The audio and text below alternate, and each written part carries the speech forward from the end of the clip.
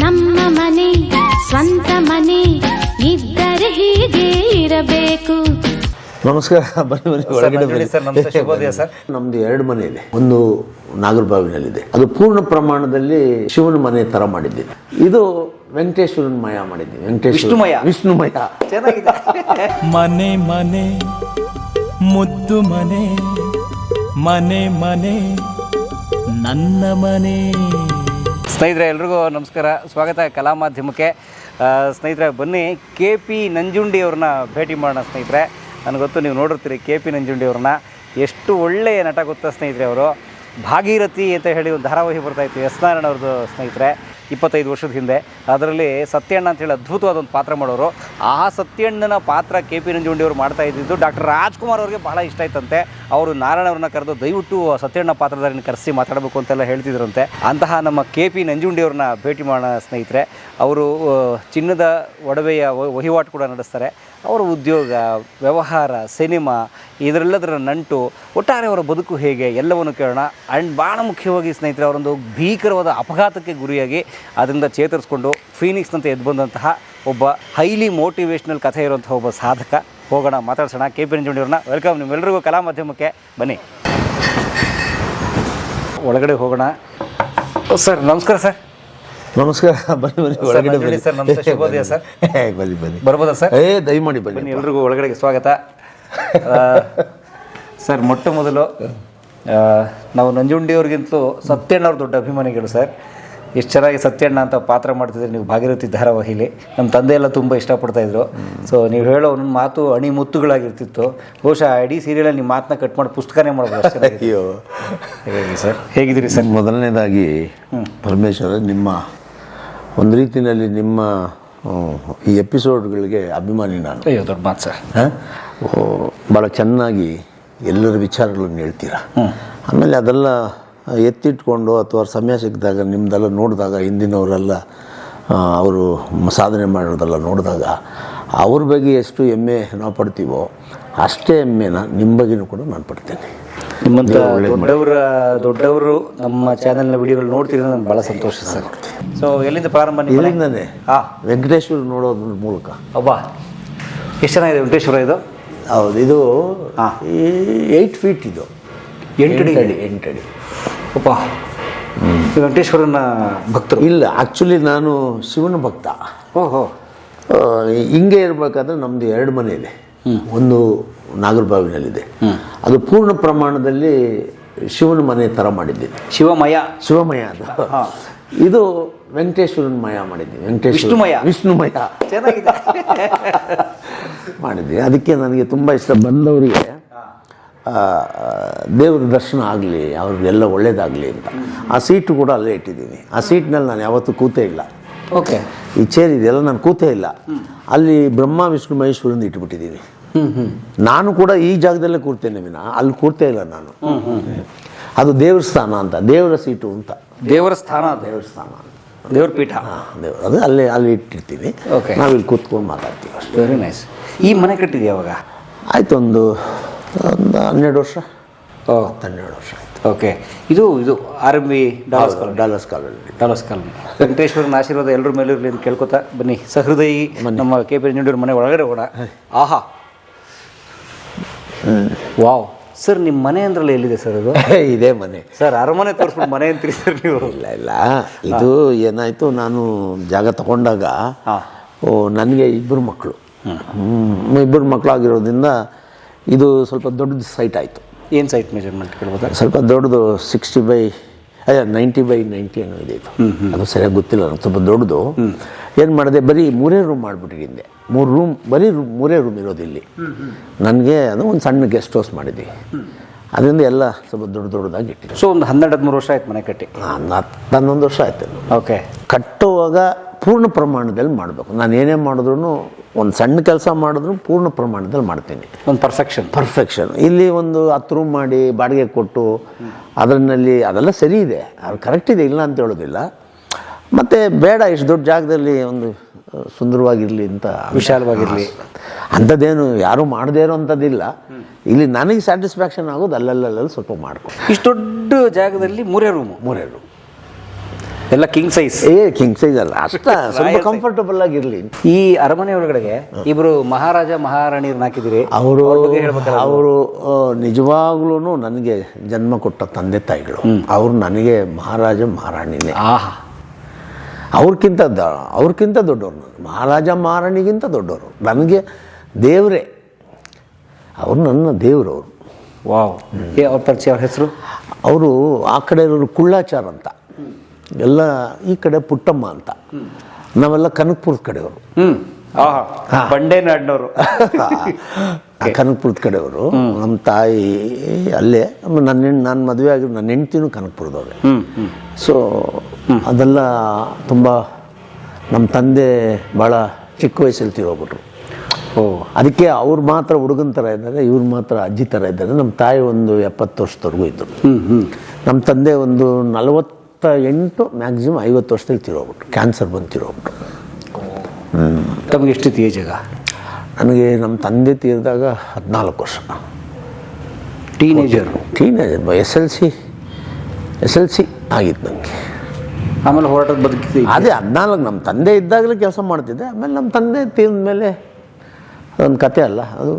ಮನೆಯಲ್ಲಿ ನಾವು 20 ಜನ ಇದ್ದೀವಿ. ಎಲ್ಲ ಭಾಳ ನಾವು ಹುಟ್ಟಿದ್ದು ಒಂದು, ನಿಮಗೆಲ್ಲ ಗೊತ್ತಿರ್ಬೋದು, ಒಂದು ಸ್ಲಮ್ಮಲ್ಲಿ ಹುಟ್ಟಿದ್ದಿಂದ. ಆ ಸ್ಲಮ್ ಅಂದ ತಕ್ಷಣವೇ ಅದು ಆ ಜೋಪಡಿ ಮನೆಯಲ್ಲಿ ಅಷ್ಟೂ ಜನರ ಬದುಕಿನಲ್ಲಿ ನಾನೇ ಪ್ರಮುಖವಾದಂಥ ಪಾತ್ರಧಾರಿ. ಒಂಥರ ನಾನು 5ನೇವನು. ದುಡಿಮೆಗಾರ ಅಲ್ಲೆಲ್ಲ ದುಡಿಮೆ ಎಲ್ಲ ಬೇರೆ ಗೊತ್ತಿಲ್ಲ ನಮಗೆ. ಅವಾಗ ನಮ್ಮ ತಂದೆ ಸಾಕ್ತಾಯಿದ್ರು. ಸತ್ತ ಮೇಲೆ ಏನಿದೆ, ಜೋಪಡಿನಲ್ಲಿ ಇದ್ದವನಿಗೆ ಆದಾಯನೇ ಇರಲ್ವಲ್ಲ. ಯಾವಾಗ ಆದಾಯ ಇರ್ತದೆ ಅಲ್ಲಿ ಜೋಪಡಿನಲ್ಲಿ ಇರಲ್ಲ. ಯಾವಾಗ ಆದಾಯ ಇರಲ್ಲ ಅವನು ಜೋಪಡಿಗೆ ಹೋಗ್ಬೇಕು. ಅಲ್ಲಿಂದ ಆಗಿದ್ದಲ್ಲ ಅದು. ಹಾಗೆ ಅವ್ರು ತೀರಿದಾಗ ಅಷ್ಟಾಯಿತು. ಬಟ್ ಅವ್ರು ಸಂಸ್ಕಾರ ಕೊಟ್ಟಿದ್ದಾರೆ ನೋಡಿ ನಿಮಗೆ. ಹೌದು, ಅವರೆಲ್ಲ ಬಡವರು ಯಾವಾಗಲೂ ಸಂಸ್ಕಾರವಂತರೇ. ಸಂಸ್ಕಾರವಂತರು ಎಲ್ಲರೂ. ಆದರೆ ಸ್ವಲ್ಪ ಜಾಸ್ತಿ ಇರ್ತದೆ ಅಷ್ಟೇ ಅವ್ರಿಗೆ. ಯಾಕಂದರೆ ಅವ್ರಿಗೆ ಬೇರೆ ದೃಷ್ಟಿ ಏನೂ ಇರಲ್ಲ, ಬೇರೆ ದುರಾಸೆ ಏನೂ ಇರಲ್ಲ, ಏನಿರಲ್ಲ, ದುಡ್ಡಿಲ್ಲಲ್ಲ. ಗ್ರೇಟ್. ಕುಳ್ಳಾಚಾರ ಪುಟ್ಟಮ್ಮ ಅವರ ಸುಪುತ್ರ. ಹೌದು. ನಾವು 9 ಜನ. ನಾವು ನಿಮ್ಮ ಜೊತೆಗೆ ತಂದೆಗೆ 9 ಜನ. ಓಕೆ. ತೀರೋದ್ರು 8 ಜನ. ಈಗ ನಾವೊಂದು 2 ತೀರೋದ್ರು. ಈಗ 6 ಜನ ಇದ್ದೀವಿ ನಾವು. 6 ಜನ ಇದ್ದೀರಿ. ನೀವು ದೊಡ್ಡವರ? ನಾನು 5ನೇವನು. ಓಕೆ. ನಮ್ಮ ಅಕ್ಕ ತೀರೋದ್ಲು. ಮತ್ತು ನನ್ನ ಕಡೆ ನನ್ನ ತಮ್ಮ ಲಾಸ್ಟ್ ಅವನು ತೀರೋಗ್ಬಿಟ್ಟ. ಇದು ನಮ್ಮ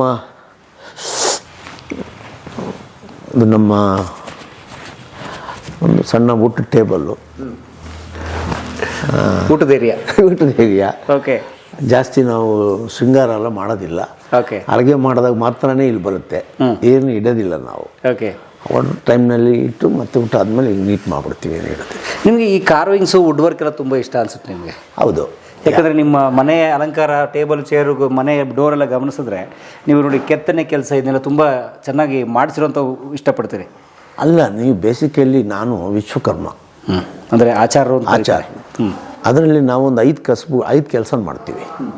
ಮರದ ಕೆಲಸ, ಕಬ್ಬಿಣದ ಕೆಲಸ, ಕಂಚಿನ ಕೆಲಸ, ಚಿನ್ನ ಬೆಳ್ಳಿ ಕೆಲಸ, ಶಿಲ್ಪಿಗಳ ಕೆಲಸ. ನಮ್ಮಪ್ಪ ಚಿನ್ನ ಬೆಳ್ಳಿ ಕೆಲಸ ಮಾಡ್ತಾಯಿದ್ರು. ನಮ್ಮ ತಾತ ಕಬ್ಬಿಣದ ಕೆಲಸ, ಕಮ್ಮಾರರು. ನಮ್ಮ ಉಳಿದವರೆಲ್ಲ ಮರಗೆಲ್ಸ. ಹಂಗೆ ನಾವು ಈ ಸಮಾಜದಲ್ಲಿ ಏನು ವಿಶ್ವಕರ್ಮ ಅಂತೀವಿ, 5 ಕೆಲಸಗಳನ್ನು ಮಾಡೋರು. ಅದರಿಂದ ನನಗೆ ನಮ್ಮ ಸಮಾಜದಲ್ಲಿ ಎಲ್ಲೆಲ್ಲಿ ಶ್ರೇಷ್ಠವಾಗಿರ್ತದೆ ಅದೆಲ್ಲ ಮನೇಲಿ ತಂದಿಟ್ಟಿರ್ತೀನಿ ನಾನು. ಇದನ್ನು ನಾನು ನಾರ್ತ್ ಇಂಡಿಯಾದಿಂದ ತಂದಿದ್ದು. ಅವರು ನನಗೆ ದುಡ್ಡೇ ಬೇಡ, ನೀವು ತಗೋಬೇಕು ಅಂತ ಹೇಳಿದರು. ಇದನ್ನು ಮೇಲಿದೆ ಈ ಚೇರ್ಗಳು, ಅಲ್ಲಿಂದ ಬಂದಿದ್ದು. ಓಕೆ. ಎಷ್ಟು ಚೆನ್ನಾಗಿ ಸುಂದರವಾದ ಕೆತ್ತನೆ. ಹೌದೌದು. ಇದು 10 ವರ್ಷದ ಹಿಂದೆ ಅಂದರೆ ಈಗಂತೂ ಇನ್ನೂ ಅಡ್ವಾನ್ಸ್ ಬಂದುಬಿಟ್ಟಿದೆ. ಈಗೆಲ್ಲ CNC ಕಟ್ಟಿಂಗ್ ಎಲ್ಲ ಬಂದಿದೆ. CNC ಮಷೀನ್ ಇನ್ನೂ ಅದ್ಭುತವಾಗಿ ಮಾಡ್ತಾರೆ. ಓಕೆ. ಅದು ಆ್ಯಂಟಿಕ್ ಲುಕ್ ಇದೆ ನೋಡಿ. ಹೌದೌದು. ಎಲ್ಲ ಹೆವಿ ವೇಟು. ಹೌದು, ಎತ್ತಕ್ಕಾಗೋದಿಲ್ಲ. ಓಕೆ. ಅಂದರೆ ರಿಯಲ್ ಟೀ ಕುಡ್ ಎಲ್ಲ ಸ್ವಲ್ಪ ಭಾರ ಅಲ್ಲ. ರಿಯಲ್ ಟೀ ಕುಡ್ ಇದು. ಹೌದು, ಟೀ ಕುಡ್ ಅದು. ವಾವ್. ಆಮೇಲೆ ವಿಶ್ವಕರ್ಮ ಅಂದರೆ ಸರ್, ಈ ಜಗವನ್ನು ಸೃಷ್ಟಿಸಿದ್ದು ಮತ್ತು ಈ ಜಗವನ್ನು ತಯಾರು ಮಾಡಿದ್ದೇ ವಿಶ್ವಕರ್ಮ ಅಂತ ಹೇಳ್ತಾರಲ್ವ ಸರ್? ಅಲ್ಲ, ಹೇಳ್ತಾರಲ್ಲ, ಅದೇ ಸತ್ಯ. ಅಲ್ಲಿ ನಮಗೆ ಗೊತ್ತಿಲ್ಲ, ಕ್ಷಮೆ, ಯಾರು ತಪ್ಪಾಗಿ ಭಾವಿಸ್ಬಾರ್ದು. ನಾವು ಕೇಳಿರೋ ಅಂಥದ್ದೆಲ್ಲವೂ ಈಗ ತಮ್ಮದ ಗಣ್ಯರು ಹೇಳಿ ಮೂಲ ಸೃಷ್ಟಿಕರ್ತರು ಮೂಲ ಯಾರಂದರೆ ವಿಶ್ವಕರ್ಮ ಸಮಾಜದವ್ರೆ. ನಾಗರಿಕತೆಗೆ ಇನ್ನೊಂದು ಹೆಸರದು. ನಾಗರಿಕತೆಗೆ ಆಧಾರ ಸ್ತಂಭ ಅದು. ಸಂಸ್ಕಾರಕ್ಕೆ ಇನ್ನೊಂದು ಮುಖವಾಡ ಅದು. ಓಕೆ. ಈಗ ಬಡವರು ಇರ್ಬೋದು ಈ ಸಮಾಜದಲ್ಲಿ, ಆದರೆ ವಿಶ್ವಕ್ಕೆ ಕೊಟ್ಟಿರೋ ಕೊಡುಗೆಗಳಿದೆಯಲ್ಲ, ಈಗ ಯಾವ ದೇವಸ್ಥಾನ ನೋಡಿದ್ರು ನಾವೇ ಮಾಡಿರ್ತೀವಿ. ವಿಶ್ವಕರ್ಮರು ಮಾಡಿದಂಥ ದೇವರುಗಳನ್ನು ಗರ್ಭಗುಡಿಲಿಟ್ಟು ಪೂಜೆ ಮಾಡೋಕ್ಕೆ ಯೋಗ್ಯ. ಅದನ್ನು ಕಾಪಿ ಮಾಡಿದವರಲ್ಲ ಬೀದಿನಲ್ಲಿಟ್ಟು ಮಾರಾಟ ಮಾಡೋದಕ್ಕೆ ಯೋಗ್ಯ. ಅಂದರೆ ಅಷ್ಟು ಭಕ್ತಿ ಭಾವದಿಂದ ದೇವರುಗಳನ್ನು ಮಾಡೋರು, ಭಕ್ತಿ ಭಾವದಿಂದ ಇದನ್ನೆಲ್ಲ ಮಾಡೋರು. ಅಂದರೆ ಈ ಕಸುಬಿಗೆ ಸಂಬಂಧಪಟ್ಟಂಗೆ ಹೇಳ್ಬೇಕಾದ್ರೆ ಪರಮೇಶ್ವರ್ ಒಂದು ನಿಸ್ವಾರ್ಥವಾದಂಥ ಒಂದು ಕಸುಬಿದು. ಯಾವುದೂ ನಮಗಲ್ಲ ನೋಡಿದ್ದು, ನೀವು ಯಾವುದೇ ನೋಡ್ಕೊಳ್ಳಿ. ಈ ಚಿನ್ನ ಬೆಳ್ಳಿ ಕೆಲಸ ನೋಡಿ, ನಮ್ಮನೆಯವ್ರಿಗೆ ಹಾಕಲ್ಲ. ನಿಜ. ಅದನ್ನು ಸುಂದರವಾದ ಆಭರಣ ತಯಾರು ಮಾಡಿ ಬೇರೆ ಹೋಗುತ್ತೆ. ಈಗ ಬಡಗಿ ಕೆಲಸ ಮಾಡೋನು ಅವನ ಮನೆಯಲ್ಲಿ ನಾವು ಮುದ್ದೆ ತಿನ್ಬೇಕಾದ್ರೆ ಚಿಕ್ಕದು ಒಂದು ಒತ್ತಿಗೆ ಇಟ್ಕೋತೀವಿ, ಗೊತ್ತಾ? ಒತ್ತಮಣೆ ಅಂತ ಕರಿತೀವಿ. ಒತ್ತಮಣೆ ಅದನ್ನೇ ನಮ್ಮ ಮನೇಲಿ ಇರಲ್ಲ. ಎಲ್ರಿಗೂ ಮಾಡ್ಕೊಡೋದೇ ತಾನೆ. ನಮ್ಮ ಮನೇಲಿ ಒತ್ತಮಣೆ ಇರೋಲ್ಲ. ನಾವು ಜೇಬಲ್ಲಿರೋ ಬೆಂಕಿ ಪೊಟ್ನಾನೋ ಅಥವಾ ಪಕ್ಕದಲ್ಲಿರೋ ಒಂದು ಇದೋ ಇಟ್ಕೊಂಡು ತಿಂತೀವಿ. ಈಗ ಅದು ಬೇರೆ.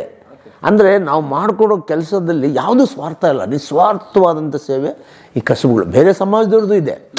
ಈ ಹಿಂದುಳಿದ ವರ್ಗದಲ್ಲಿ ಕಾಯಕ ಸಮಾಜಗಳು ಅಂತ ಒಂದು ಸೆಕ್ಟರ್ ಇದೆ. ಅವರೆಲ್ಲ ಅವ್ರಿಗೋಸ್ಕರ ಯಾವತ್ತೂ ಬದುಕಿಲ್ಲ, ಇನ್ನೊಬ್ರಿಗೋಸ್ಕರನೇ ಬದುಕಿರೋದು. ಈಗ ಚಿನ್ನ ಬೆಳ್ಳಿ ಕೆಲಸದವ್ರು ಎಲ್ಲರೂ ಕನ್ನಡಕಧಾರಿಗಳು, ಗೊತ್ತಾ ನಿಮಗೆ? ಹೌದು ಸರ್.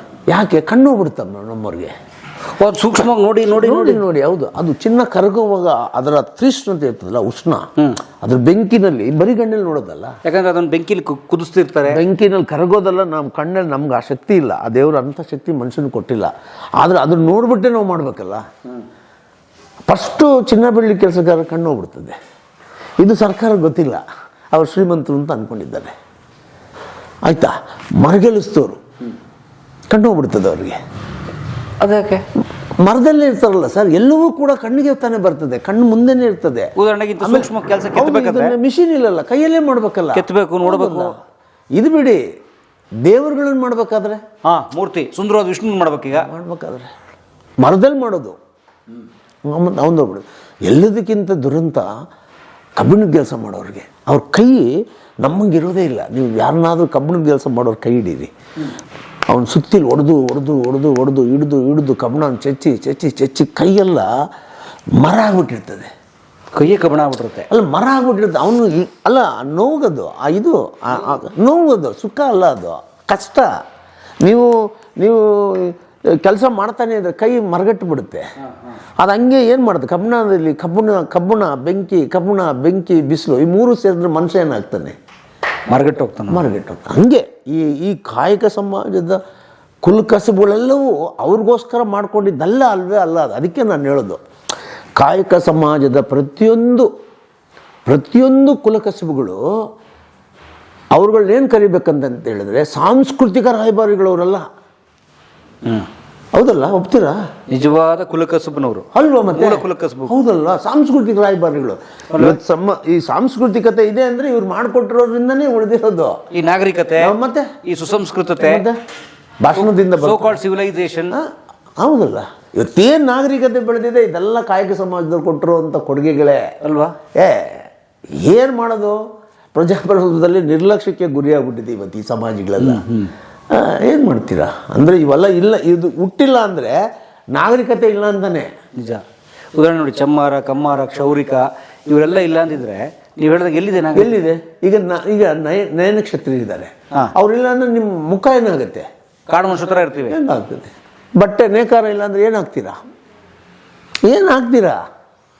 ಸತ್ಯಗಳೆಲ್ಲ ಅರ್ಥ ಮಾಡಿಸ್ಬಿಟ್ರೆ ಜನಕ್ಕೆ ಈ ಸಮಾಜದವ್ರನ್ನೆಲ್ಲ ಪೂಜೆ ಮಾಡಬೇಕು.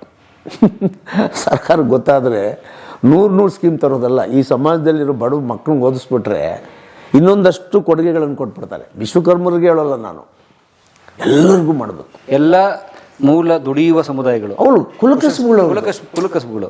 ನಿಜ. ಅವ್ರಿಗೇನು ಗೊತ್ತಿಲ್ಲ. ಈಗ ನಮ್ಮವ್ರಿಗೆ ನೀವು ಏನು ಗೊತ್ತಿಲ್ಲ, ಆದರೆ ಜೀನ್ಸಲ್ಲಿ ಬಂದ್ಬಿಟ್ಟಿರುತ್ತೆ ಕಲೆ. ಈಗ ನಮ್ಮವರು ಈ ಮರಗೆಲ್ಸ, ಕಬ್ಬಿಣ ಕೆಲಸ, ಚಿನ್ನ ಬೆಳ್ಳಿ ಇವೆಲ್ಲ ಇದೆಯಲ್ಲ, ಯಾರು ವಿದ್ಯಾವಂತರಲ್ಲ, ಎಲ್ಲ ಹೆಬ್ಬೆಟ್ಟು ಗಿರಾಕಿಗಳೇ ನಾವು. ಅದರಲ್ಲಿ 2-3% ಓದಿರ್ಬೋದು. ಶಿಕ್ಷಣದಲ್ಲಿ ನಮ್ಮನ್ನು ನಿರ್ಲಕ್ಷ್ಯ ಮಾಡಿರೋದಕ್ಕೆ ಇವತ್ತು ನಾವೆಲ್ಲ ಹಿಂದೆ. ನಮಗೆ ಶಿಕ್ಷಣದಲ್ಲಿ ಮುಂದೆ ಬಿಟ್ಬಿಟ್ರೆ ಬೇರೆಯವರೆಲ್ಲ ಹಿಂದೆ. ಇವತ್ತು ಶಿಕ್ಷಣದಲ್ಲಿ ಮುಂದೆ ಇರೋಲ್ಲ ಹಿಂದೆ. ಸರ್, ಏನು ಗೊತ್ತಿಲ್ದಿರೋ ನಾವು ಕಟ್ಟಿರೋ ಅರಮನೆಯಲ್ಲಿ ಬಾಗಿಲು ತೆಗಿಯೋಕ್ಕಾಗಲ್ಲ ಇವತ್ತು ಯಾರೂ. ಏನಿರೋಲ್ಲ, ಅರಮನೆ ಕಟ್ಸ್ಕೊಟ್ಟಿರ್ತೀವಿ, ಅದ್ರ ಬಾಗಿಲು ತಳ್ಳಿ ನೋಡೋಣ, 1000 ವರ್ಷ ಆದ್ರೆ ಹಂಗೆ ಇರುತ್ತೆ. ಯಾರು ಇವತ್ತಿನ ಜನ್ರೇಷನ್ ಕಂಡುಹಿಡಿಯೋಕ್ಕಾಗಲ್ಲ, ಟೆಕ್ನಾಲಜಿನೂ ಕಂಡುಹಿಡಿಯೋಕ್ಕಾಗಲ್ಲ ಎಲ್ಲಿ ಜಾಯಿಂಟ್ ಹಾಕಿದ್ದಾರೆ ಅಂತ. ಮತ್ತೆ ಅವನು ಓದಿದ್ನಾ PhD ಮಾಡಿದ್ನ? ಏನೂ ಇಲ್ಲ. ಅವನಿಷ್ಟೇ. ನಾನು ಯಾವಾಗಲೂ ಹೇಳ್ತೇನೆ, ಈ ವಿಶ್ವಕರ್ಮ ಸಮಾಜನ ನಿರ್ಲಕ್ಷ್ಯ ಮಾಡಬೇಡಿ. ನಿಮ್ಮ ಮನೆಗಳಿಗೆ ನಿಮ್ಮ ಮನೆ ದೇವರನ್ನ ಮಾಡಿಕೊಟ್ಟಿರೋರು.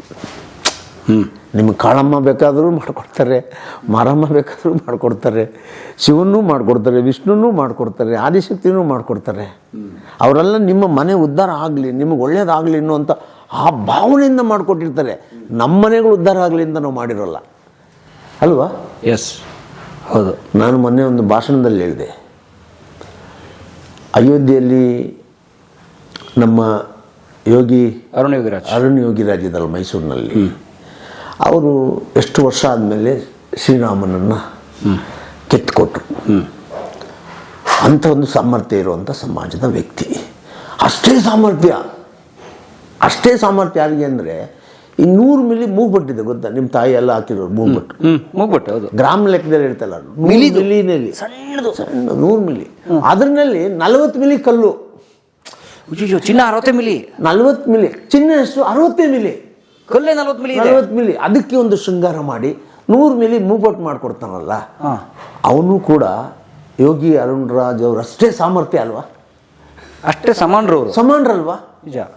ಈ 5 ಕಸುಬುಗಳಲ್ಲಿರೋರೆಲ್ಲ ಹಂಗೆ, ಪ್ರತಿಯೊಬ್ಬರು ಯೋಗಿ ಅರುಣ್ ರಾಜೇ. ಕರೆಕ್ಟ್ ಅಲ್ಲ ನಾನು ಹೇಳೋದು? ಅಂದರೆ ಇಂಥ ಸಮಾಜವನ್ನು ಉಳಿಸ್ಬೇಕು ಅಂತಾನೆ ನಾನು ಯಾಕೆ ಪ್ರಾರಂಭ ಮಾಡಿದೆ. ನೀವು ಈ ಚೇರ್ ತೋರಿಸಿದ್ದಕ್ಕೆ ನಾನು ಇಷ್ಟೆಲ್ಲ ಕತೆ ಹೇಳಿದೆ. ನಿಜ ನೋಡಿ. ಅಲ್ಲ ನೋಡಿ, ಆ ಸ್ಕಿಲ್ಲು ಯಾವ ಯೂನಿವರ್ಸಿಟಿ ಹೋದ್ರೂ ಓದೇ ಇಲ್ಲ ಅಂತೀನಿ. ಶಾಲೆಗಳಿಗೆ ವಿಶ್ವವಿದ್ಯಾಲಯ ಬಿಡಿ, ವಿಶ್ವವಿದ್ಯಾಲಯ ಬಿಟ್ಬಿಡಿ, ನೀವು ಮಕ್ಕಳಿಗೆ ಓದಿಸಿರಲ್ಲ ಅಂಥವ್ರು ಮಾಡಿರೋ ಕೆಲಸಗಳು ನೋಡಿ.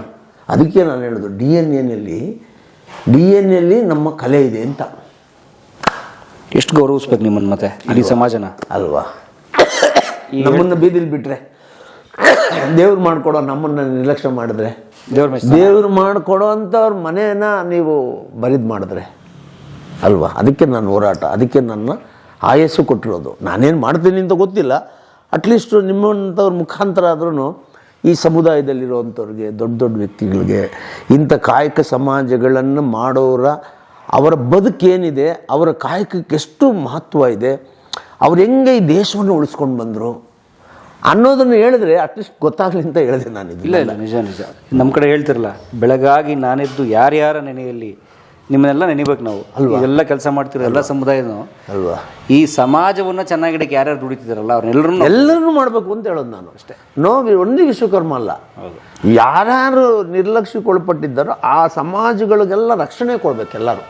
ಅವ್ರಿಗೆ ನಿಜ ಹೇಳ್ಬೇಕಾದ್ರೆ ಸಾಮಾಜಿಕ ನ್ಯಾಯ ಅಂತ ಹೇಳೋರೆಲ್ಲರೂ ಕೂಡ ಇವ್ರು ಕೊಡ್ಬೇಕು ಆ ಸಾಮಾಜಿಕ ನ್ಯಾಯ. ಹೆಂಗೆ ಕಲ್ತ್ರಿ ಚೆನ್ನಾಗಿ ನೀವು ವಿಷಯ ಮಂಡನೆ ಮಾಡೋದು ಮಾತನ್ನ?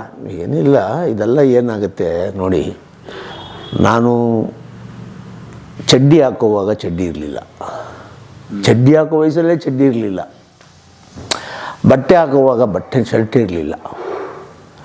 ಅಂದರೆ ಎಲ್ಲ ಅರ್ಧೋಗ್ಬಿಟ್ಟು ನಾವು ಸೂಜಿ ತಗೊಂಡು ಹೊಲ್ಕೊಂಡಾಗಿತ್ತು. ನಿಮಗೆ ಈ ಯೂನಿವರ್ಸಿಟಿಗಳು ಕಲಿಸ್ಕೊಡದೇ ಇರುವಂಥ ಒಂದು ಪಾಠವನ್ನು ಬಡತನ ಕಲಿಸ್ಕೊಡುತ್ತೆ. ಕೇವಲ ಬಡತನ ಕಲಿಸ್ಕೊಳ್ಳಿ, ಆ ವಾತಾವರಣ ಕಲಿಸ್ಕೊಡುತ್ತೆ. ನಾನೊಂದು ಕೊಳಚೆ ಪ್ರದೇಶದಲ್ಲಿ ಹುಟ್ಟಿದೆ ಪರಮೇಶ್ವರ್.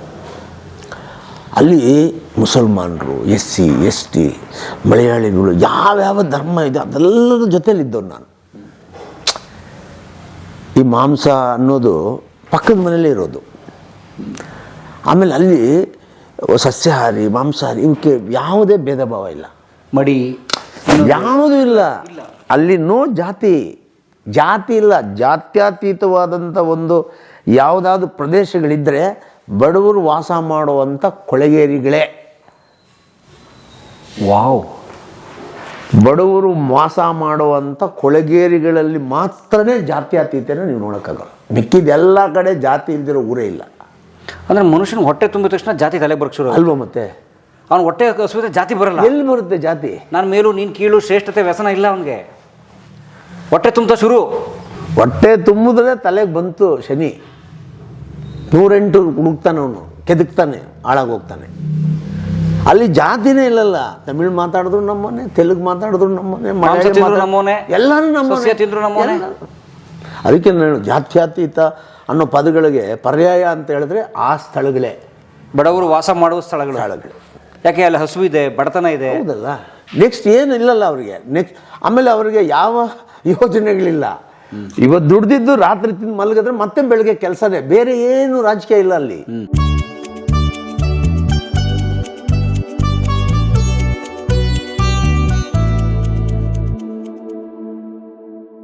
ಕಲಾ ಮಾಧ್ಯಮದ ಎಲ್ಲಾ ಎಪಿಸೋಡುಗಳು ನಿಮಗೆ ಸಿಗಬೇಕು ಅಂತಂದ್ರೆ ಕಲಾ ಮಾಧ್ಯಮ ಯೂಟ್ಯೂಬ್ ಚಾನೆಲ್ನ ಸಬ್ಸ್ಕ್ರೈಬ್ ಮಾಡಿ, ಬೆಲ್ ಐಕಾನ್ನ ಕ್ಲಿಕ್ ಮಾಡಿ, ತಪ್ಪದೇ ಮಾಡಿ. ವಿಡಿಯೋ ನೋಡಿದ್ದಕ್ಕೆ ನಿಮಗೆ ತುಂಬ ಧನ್ಯವಾದಗಳು. ಪುಸ್ತಕಗಳನ್ನು ಓದು ಮನಸ್ಸನ್ನು ಅರಳಿಸುತ್ತೆ, ಬುದ್ಧಿಯನ್ನು ಚುರುಕು ಮಾಡುತ್ತೆ, ಕಾಣದ ಹೊಸಲೋಕವನ್ನು ಪರಿಚಯಿಸುತ್ತೆ. ಹಾಗಾಗಿ ಓದುವ ಸಂಸ್ಕೃತಿ ಹೆಚ್ಚಾಗ್ಲಿ. ಧನ್ಯವಾದ.